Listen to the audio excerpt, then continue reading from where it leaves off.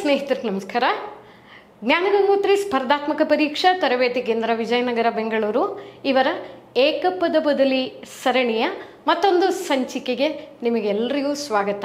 Friends, I welcome you all to the one word substitution series of Jnanagangotri competitive examinations coaching centre Vijayanagar Bengaluru.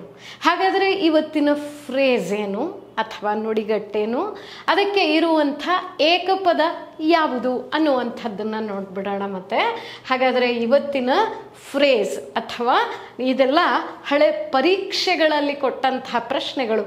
Extreme mental or physical suffering, ಮಾನಸಿಕ ಅಥವಾ ಶಾರೀರಿಕವಾದಂತಹ ನರಳಾಟ, ನೋವು ಅನ್ನುವುದಕ್ಕೆ ಇರುವಂಥ ಏಕಪದ ಅಗನಿ ಅಂತ ಹೇಳಿಬಿಟ್ಟು, ದುಃಖ ಆದರೆ ಸ್ಯಾಡ್ ಅಂತ ಹೇಳ್ತೀವಿ ಅಲ್ವಾ, ಮಿಸರಿ ಅಂತ ಹೇಳ್ತೀವಿ. ಆದರೆ ಅತೀವವಾದ ದುಃಖ ಅಂದರೆ ನನಗೆ ಅದು ತಡ್ಕೊಳ್ಳೋಕ್ಕೆ ಆಗ್ತಿಲ್ಲ, ಆ ದುಃಖನ, ಆ ನೋವು ನನ್ನ ಕೈಯಲ್ಲಿ ಇರೋಕ್ಕೆ ಆಗ್ತಿಲ್ಲ.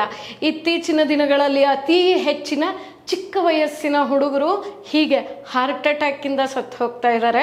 ಅದರಿಂದ ನಾವು ಈ ಚಿತ್ರವನ್ನೇ ಈ ದಿನಕ್ಕೆ ಅಂತಂದರೆ ನೆನಪಿರುತ್ತೆ ಅಂತ ಹೇಳಿ ಈ ಚಿತ್ರವನ್ನು ಅಳವಡಿಸಿದ್ದಾರೆ. ಸರಿ ಅಲ್ವಾ?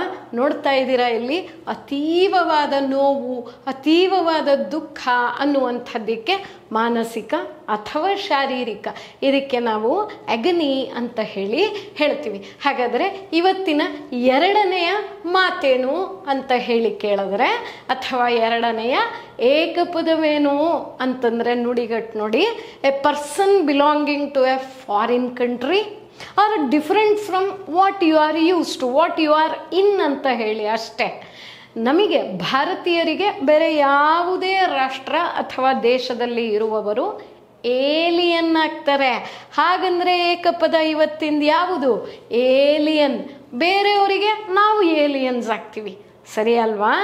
ಫಾರಿನ್ ಅಂತ ಹೇಳಿದ್ರೆ ನಮಗೆ ಅರಿಯದಂಥ ಅಥವಾ ನಮ್ಮದಲ್ಲದ ಪ್ರದೇಶ ಅನ್ನೋದಕ್ಕೆ ಫಾರಿನ್ ಅಂತ ಹೇಳ್ತೀವಿ, ಹೌದಲ್ವಾ?